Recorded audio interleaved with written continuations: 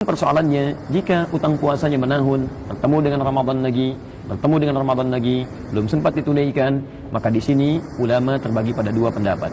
Mayoritas ulama umumnya berpendapat bahwa selain qadha yang ditunaikan, juga yang bersangkutan memiliki kewajiban untuk juga menambah dengan kifarat, mengganti dengan kifarat dalam bentuk fidyah, yaitu memberi makan seorang miskin. Ini adalah pendapat dari kalangan mazhab Maliki, Syafi'i, juga Hambali. Mereka berpandangan bahwa pelaku yang meninggalkan puasa ini dihukumi ditambah dengan fidyah, karena juga ditambahkan pada qiyas orang-orang yang tak mampu menunaikan puasa dalam firman Allah, wa 'alal ladzina yutiqunahu fidyatun ta'amu miskin. Orang-orang yang tak mampu mengerjakan puasa, maka dia mesti memberi makan seorang miskin. Dia meninggalkan puasa mampu qadha, tapi juga dia tidak berpuasa, maka para ulama berpendapat mayoritas untuk menggabungkan keduanya. Berpuasa di awal bulan Zulhijjah itu adalah sunnah. Maka kalau ada bapak ibu yang berpuasa silakan, yang tidak puasa ya silakan puasa. Enggak puasa ya enggak apa-apa, sunnah. Apalagi ibu-ibu yang ada utang kemarin 7 hari belum dibayar, bagus sekali. Nanti silakan, niatnya bukan niat puasa sunat, tapi niatnya qadha, niatnya mengganti puasa. Qadha itu mengganti, bukan tempat cuci tangan. Mengqadha, mengganti puasa yang kemarin, niatnya saya niat puasa mengqadha ganti puasa kemarin yang tinggal 7 hari, dilaksanakan di bulan Zulqa'dah, maka qadhanya dapat dan otomatis dapat pahala puasa sunat. Itulah untungnya kalau suaminya ngaji, pulang dari sini suaminya mengingatkan, puasa ya beb, bayar utang Ramadan. Udah nggak ada waktu lagi. Kemarin katanya nanti Syawal, puasa Syawal nggak. Nanti Dzulqa'dah nggak bayar. Nanti Dzulhijjah kan ada 10 awal Dzulhijjah, hari-hari yang mulia, nggak puasa juga. Oh nanti di bulan Muharram nggak puasa. Sampai sekarang nih nggak ada kesempatan lagi. Kecuali sekarang. Nggak boleh nunda lagi nanti. Khususnya emak-emak yang punya utang. Aisyah radhiyallahu ta'ala mengatakan, kana yakunu alayya shaum min Ramadan. Aku pernah punya utang Ramadan ya. Fama astati an aqdiya, aku nggak bisa melunasinya illa fi Sya'ban, kecuali di bulan Sya'ban, karena Aisyah menghargai Nabi alaihi salatu wasallam ya. Wahbah Zuhaili menjelaskan dalam kitab Fiqhul Islam wa Adillatuh, satu mud adalah cakupan penuh 2 telapak tangan pada umumnya, atau jika ditakar dengan beras berarti seukuran dengan 675 gram. Perlu diketahui bahwa tidak semua wanita mendapatkan bonus cukup mengganti puasanya dengan membayar fidyah. Wanita yang boleh meninggalkan puasa dan menggantinya dengan bayar fidyah hanyalah orang tua yang tidak sanggup berpuasa, atau orang sakit yang tidak bisa diharapkan sembuhnya. Nah, terkait ibu hamil dan menyusui, jika mereka meninggalkan puasa karena takut bahaya untuk diri sendiri, maka mereka hanya wajib mengqadha puasa. Sedangkan jika mereka meninggalkan puasa karena takut bahaya untuk bayi, maka di sini mereka memiliki 2 tanggungan, yaitu qadha puasa dan membayar fidyah.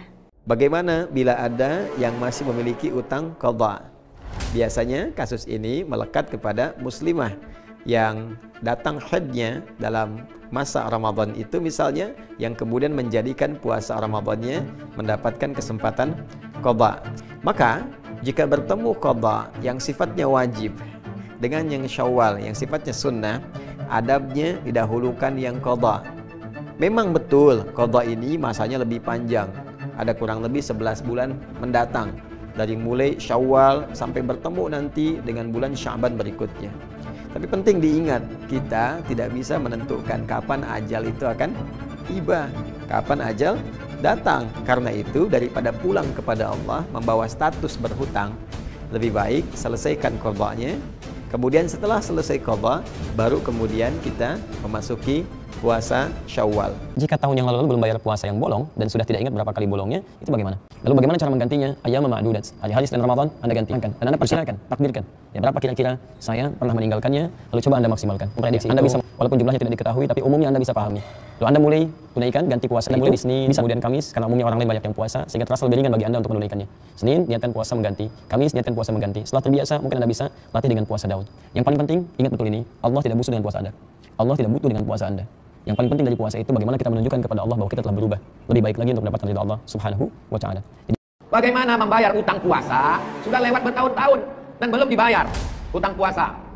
Ini Ramadan 1442. Ini Ramadan 1443. Yang tinggal di Ramadan kemarin 7 hari mesti diganti sebelum Ramadan ini datang.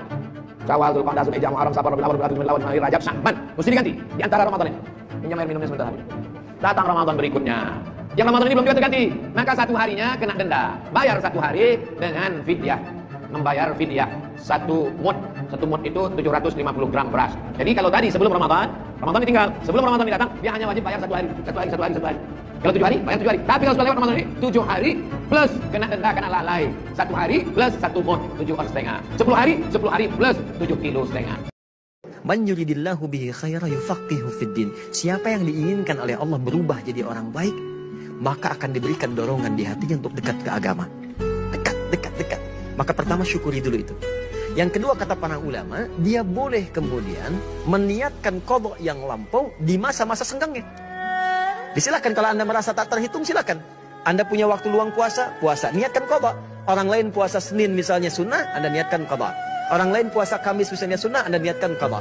Ya, Anda nggak usah hitung. Yang penting begitu masuk ke waktu-waktu sunnah, kata para ulama supaya ringan, niatkan qadha. Maka Allah tidak melihat berapa banyak Anda tunaikan, Allah melihat kesungguhan yang kita lakukan di situ.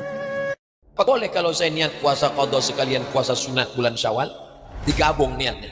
Niatnya satu aja, niat puasa qadha saja. Saya besok niat puasa qadha mengganti yang kemarin lillahi ta'ala. Maka siapa yang puasa 6 hari qadha di bulan Syawal, otomatis sudah dapat puasa sunat Syawal. Begitu kata Imam Zakaria Al-Ansari yang dikutip oleh Imam Atiyah Saqar, disebutkan dalam kitab Fatawa Al-Azhar, Fatwa Al-Azhar dalam mazhab Imam Syafi'i. Memang disebutkan ada satu riwayat, la tasumu yawma sabti illa mafturidu alaikum. Jangan berpuasa hari Sabtu kecuali yang diwajibkan untuk kalian, seperti untuk qadha atau karena nadar dan sebagainya. Kemudian hadis itu sendiri, ulama berbeda pendapat antara yang mengatakan hadis ini benar, sahih bisa diterima, sebagian mengatakan tidak.